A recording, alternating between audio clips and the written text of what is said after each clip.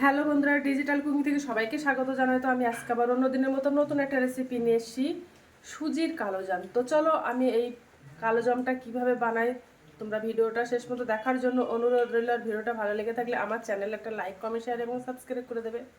তো চলো। তো এই কালোজামটা বানাতে আমার হাফ বাটি সুজি নিয়েছি। তো সুজিটা এবার আমি হালকা আঁচে ভাজা করে নেব, যেন সুজির কাঁচা গন্ধ ভাবটা না থাকে, তার জন্য। তো কড়াইটা গরম হয়ে গেছে, এবার সুজিগুলো দিয়ে দেব।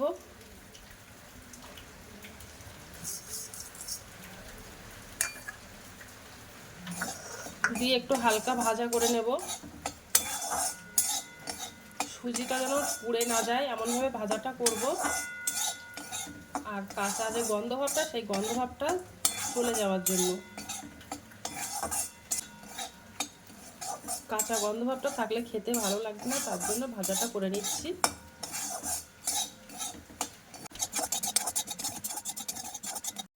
তো সুজিটা আমার ভাজা করা হয়ে গেছে। তো আমার সুজিটা ভাজা করা হয়ে গেছে, আর দেখো একটা প্লেটে ঢেলে নিয়েছি। এবার আমি সুজি দিয়ে আমি একটা ডো বানিয়ে নেব। তো আমি হাফ বাটি সুজি নিয়েছিলাম, আর ওর মধ্যে এবার আমি এক বাটি লিকুইড দুধ দিয়ে দেবো। দিয়ে আমি একটা ডো বানিয়ে নেব। যেহেতু সবসময় সুজির পরিমাণটা আমি হাফ বাটি নিয়েছিলাম বলে দুধটা আমি এক বাটি দেব। যদি এক বাটি সুজি হয় তো দু বাটি জল দেব। এইভাবেই ডোটা বানিয়ে নেব। তো আমি এবার ওর মধ্যে এক বাটি দুধ দিয়ে দেব, লিকুইড দুধ। দুধটা দিয়ে সুজিটা ডো বানালে কিন্তু খেতে হেবি সুন্দর লাগে, তার জন্য দুধ দিয়ে বানাবো। তো দেখো দুধটা ফুটে গেছে, ভাজা করা সুজিগুলো দিয়ে দেব।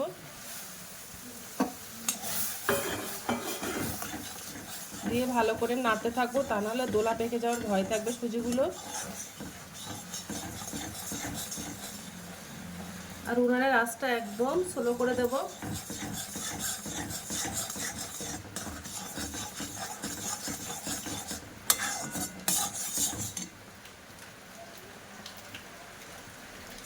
এবার ওর মধ্যে আমি 1 চিমটে মতো লবণ দিয়ে দেব।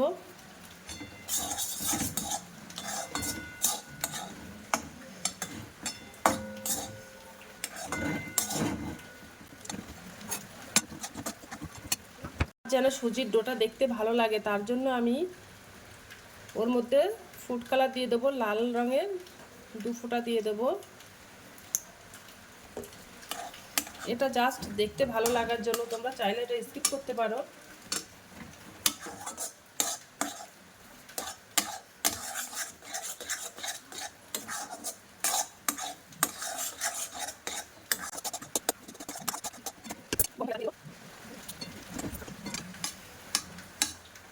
ভালো করে ফুড কালারটা মিশিয়ে নেব, তা না হলে পরে দেখতে খারাপ লাগবে।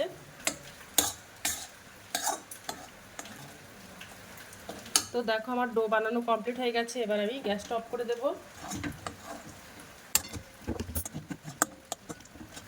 তো এবার সুজির ডোটা একটু ঠান্ডা করে নেব, তারপরে ওটা একটা ডো বানিয়ে নেব।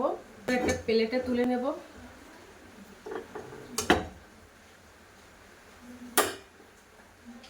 প্লেটে তুলে তো দেখো ডোটা ঠান্ডা হয়ে গেছে, এবার ভালো করে মেখে নেব। আর একেবারে কিন্তু ঠান্ডা করে নেব না, কারণ একেবারে ঠান্ডা করে নিলে খুব ভালো কিন্তু মিষ্টিটা পরে বানাতে অসুবিধা হবে।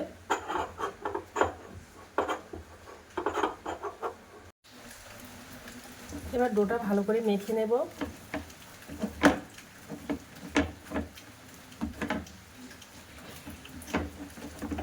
এর মধ্যে সুজির কোনো দলা ভাব না থাকে।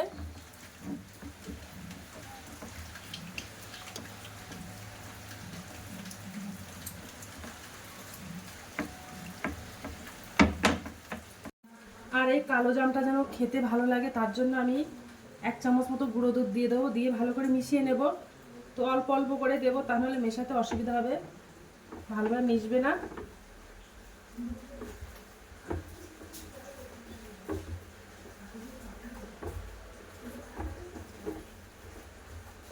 তো দেখো প্রথমে দিয়েছি, আর বাদ বাকি যেগুলো আছে সেগুলো দিয়ে দেবো। দিয়ে ভালো করে মেখে নেব।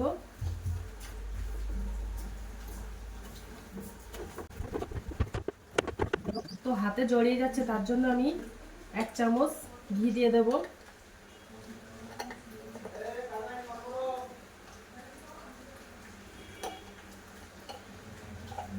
তাহলে হাতে লেগে যাবে না।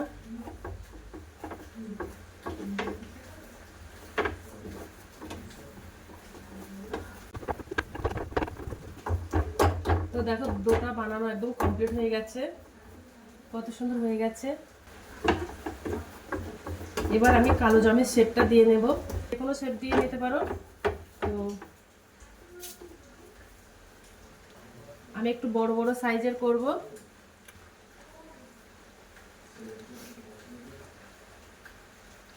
বেশ এই শেপটা কিন্তু হেভি সুন্দর করে দিতে হবে, ফেটে যাওয়ার ভয় থাকবে, ফেটে গেলে কিন্তু মিষ্টিটা খুব ভালো হবে না।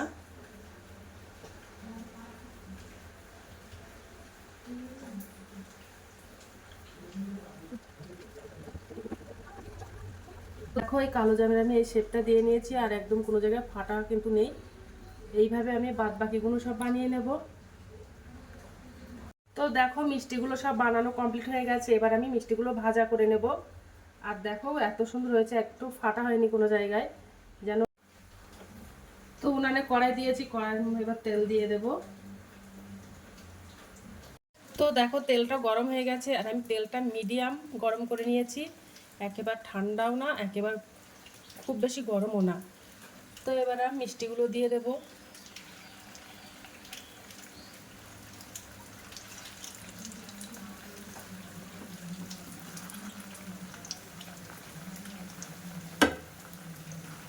অল্প করেই করে দেবো, তা নাহলে ভেঙে যাওয়ার ভয় থাকবে, তার জন্য।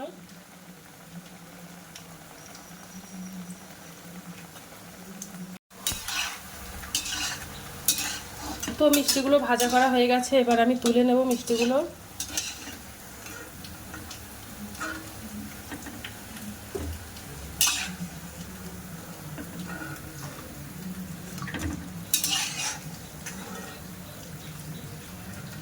তো দেখো মিষ্টিগুলো ভাজা করা হয়ে গেছে, এবার আমি একটা চিনি শিরা বানিয়ে নেব।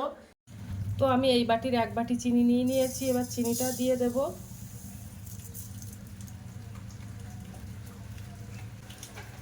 এক বাটি জল দিয়ে দেব। চিনির শিরাটা ভালো করে জাল করে নেব।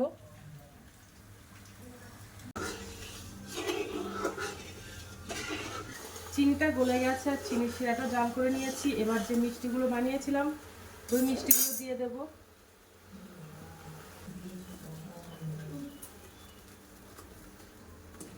আর দেখো মিষ্টিগুলো দিয়ে দিয়েছি চিনির শিরার মধ্যে।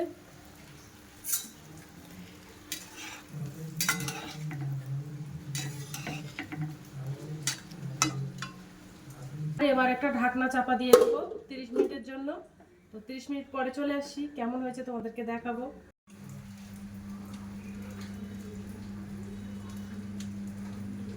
তো আজকের দিনের মতো ভিডিওটা এখানে শেষ করছি, আগামী দিন আবার নতুন একটা ভিডিও দেখা হবে। তো টাটা বাই বাই, সবাই ভালো থাকবে, সুস্থ থাকবে।